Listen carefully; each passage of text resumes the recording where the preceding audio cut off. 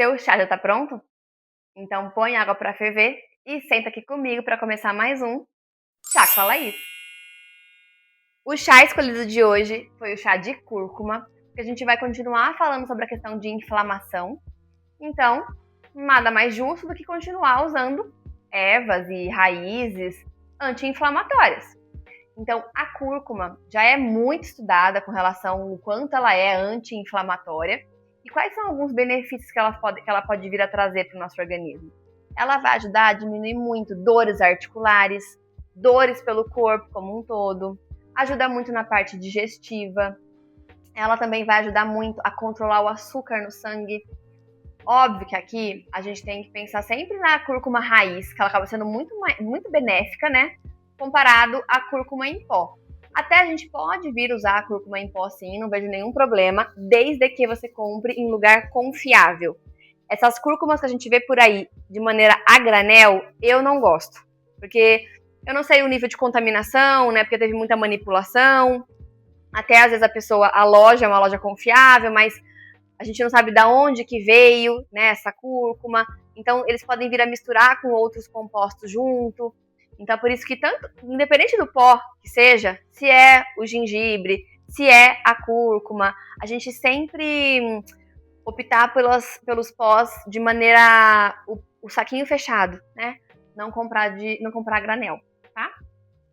Bom, então o nosso papo de hoje, eu ainda quero falar um pouquinho mais sobre a questão de sintomas associados à inflamação e todo o mecanismo que isso vai interferir no nosso corpo. Quero que a gente entenda todo esse processo, a gente para de pensar de maneira isolada. Por quê? Como eu falei para vocês, a maioria dos nossos problemas começa no intestino, né? Até outro dia eu vi uma frase que falou: o intestino é a porta tanto de saúde quanto de doença para o nosso organismo. Então, se a gente não olhar o nosso intestino com muito carinho, com muito cuidado, a gente vai ficar patinando.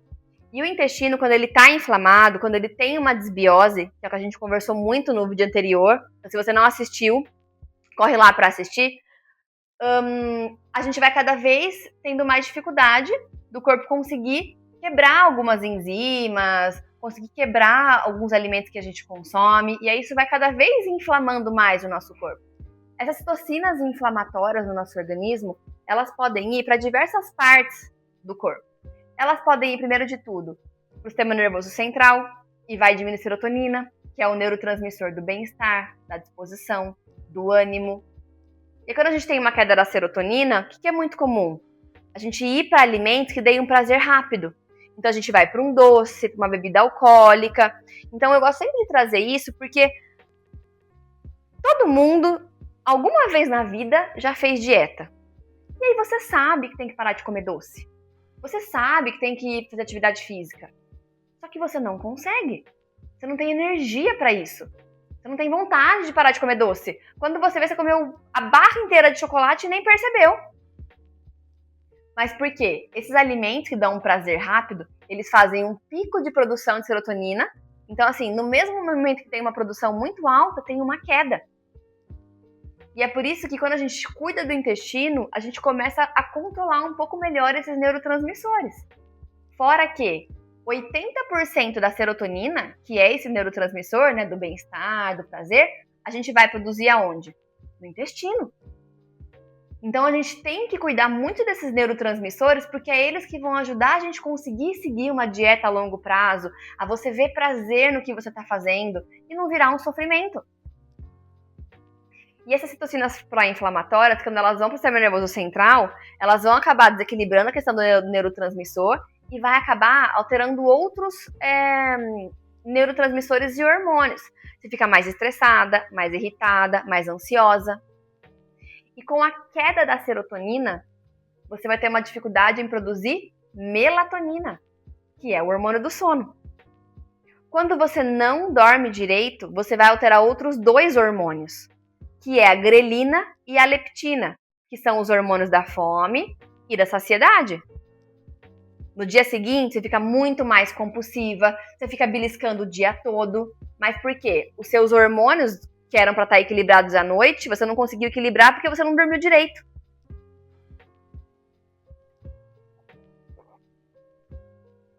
Então, olha como vira uma bola de neve. Então, é legal você entender todo esse processo, porque daí você começa a ver que tem que dormir melhor, tem que olhar para a sua parte digestiva, tem que olhar para o seu intestino. Então, tudo isso interfere se o ponto principal, se a cerejinha do bolo for o emagrecimento, por exemplo. Só que a gente não vai conseguir emagrecer se todos esses outros pontos estiverem desequilibrados. Essas toxinas pró-inflamatórias que começaram no intestino, elas vão para o receptor de insulina. A insulina é o principal hormônio que, quanto mais alto ele estiver no nosso corpo, mais rápido a gente engorda. Tanto que essas medicações para emagrecimento, né? Então as canetas, eles vão atuar onde? Na insulina. Então quando a gente faz uma dieta que modula a insulina, já vai ser maravilhoso. Ah, Laís, como é que eu consigo modular a minha insulina por meio da dieta? É fazer uma dieta com carga glicêmica mais baixa. O que é isso? É colocar alimentos no seu corpo que não façam uma produção muito alta da insulina. Por exemplo, vai consumir uma fruta, colocar sempre uma fibra junto com a fruta. Uma granola, uma aveia, uma chia, porque a fibra segura o açúcar da fruta para não cair tão rápido no seu sangue. Outro ponto, ai Laís, eu não consigo ficar sem um pãozinho. Não tem problema, desde que você coloque essa farinha do seu dia a dia junto com uma proteína. Um ovo, um atum, um queijo cottage. Tudo isso são coisas super importantes de você colocar, porque assim você consegue controlar o açúcar no seu sangue. Tem farinhas melhores que a farinha de trigo? Sem sombra de dúvidas. A farinha de trigo, como eu falo muito, né, na rede vizinha, aqui, ela é um alimento mais inflamatório. Vai ser inflamatório para todo mundo? É óbvio que não. A questão da inflamação é muito como é o seu estilo de vida. Por exemplo, como eu falei já para vocês, o estresse também causa inflamação. Então, às vezes, se você é uma pessoa que tem uma rotina muito estressante, se você continuar consumindo um alimento que vai estressar mais seu corpo, como a farinha, por exemplo, que é um alimento mais inflamatório, a conta não vai fechar, porque você vai cada vez estressar mais seu corpo, cada vez continuar colocando alimentos para dentro que vão continuar estressando o seu organismo.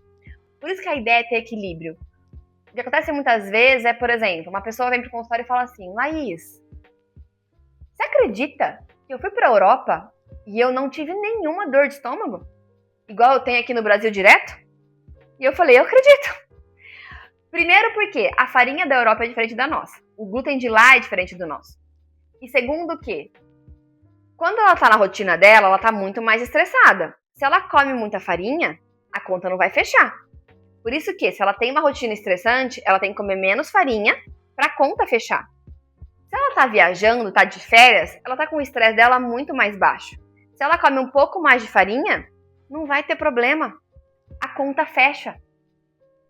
Então é esse o ponto principal. Quando a gente começa a entender o equilíbrio adequado para o nosso corpo, a gente não fica escravo da dieta.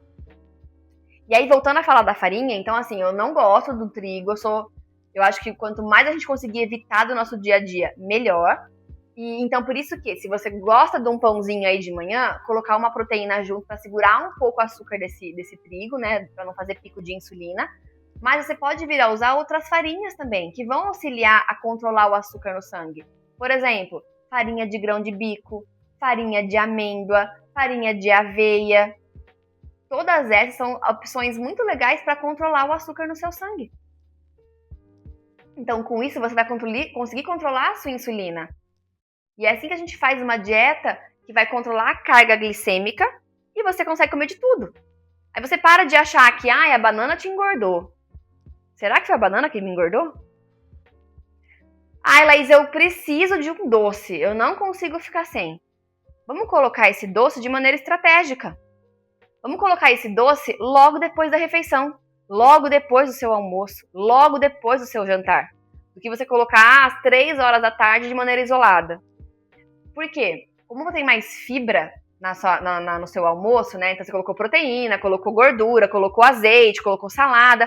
As fibras e a gordura e a proteína vão segurar o açúcar para não cair rápido no seu sangue. Então, um docinho, um chocolate depois do almoço, não vai ter problema. Desde que seja uma quantidade pequena.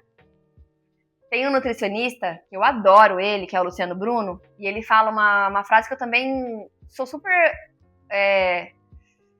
fiel, assim, que eu levo pra minha vida e tento levar isso para os meus pacientes em si, que é: quem come pouco, come de tudo um pouco. Então, esse olhar da inflamação, também a gente tem que pensar nisso, que não é, ai, nossa, então eu tô inflamada, eu vou ter que parar tudo que inflama. Talvez por um período, talvez por um mês, para dar uma limpada no corpo, mas não tem que virar um estilo de vida a ponto de você ficar o doido do rótulo. Isso também perde o saudável. Isso também acaba não sendo bom para a sua parte mental, para a sua parte social. Às vezes, né, os pacientes me perguntam: ai, Laís, e final de semana, o que a gente faz? No final de semana a vida é normal. Você pode ir lá comer uma pizza, você pode ir lá comer um lanche, desde que o controle seja mais pensado, né? E você equilibrou a semana inteira para conseguir ter crédito no final de semana. O nosso problema qual é? Que a gente quer ter créditos na semana e no final de semana. E aí a conta não vai fechar. Aí o potinho vai transbordar mesmo. Não tem jeito. E o ruim do ser humano é que é isso, né? Ou a gente faz 8 ou a gente faz 80. Então, ou a gente não faz nada de dieta, enfia o pé na jaca e come tudo errado, ou a gente tá super regrado e quer seguir a risca, só que você não consegue manter isso a longo prazo. Então, olhar todo o mecanismo, né, da parte do intestino, dos neurotransmissores, do seu sono, entender como é que isso funciona, vai ficando mais fácil de você seguir uma dieta. Você não fica escrava da dieta. Você vê prazer no que você está fazendo. Você vê sentido no que você está fazendo. E não adianta. Se a gente não vê sentido no que a gente está fazendo, a gente faz por um mês, depois a gente larga a mão e não faz mais. Então, por isso que quem me segue aqui, quem me acompanha, eu nunca trato o emagrecimento como ponto principal. Ele pode ser o seu objetivo, mas enquanto você não melhorar seus sintomas, né, o seu intestino, o seu sono, a sua disposição, enquanto você não melhorar isso, você não vai ter o emagrecimento com qualidade. Você vai ser escravo da dieta. E você não consegue manter isso a longo prazo. Me conta aqui, já aconteceu isso com você? Já passou por dietas malucas e que você emagreceu, mas depois você voltou a engordar? Porque a questão emocional pegou, a vontade de doce pegou, a compulsão alimentar pegou. Eu não tenho dúvida se já aconteceu isso com você. E é por isso que o ponto principal sempre tem que começar no nosso intestino. Quando a gente olha esse intestino com carinho, é a hora que todo o resto começa a funcionar e você nem percebe. Você vai emagrecendo, você vai tendo qualidade de vida e você fala: gente, eu nem sabia que era possível mais. Se você não me segue ainda, começa a me seguir, tanto aqui quanto na rede vizinha. Eu falo muito sobre essa questão do caminho da desinflamação, para você poder entender como o seu corpo funciona, de maneira que você tenha mais qualidade de vida, mais disposição, e que você emagreça aí, que seja de uma maneira leve. Espero que tenha gostado e até o próximo gole.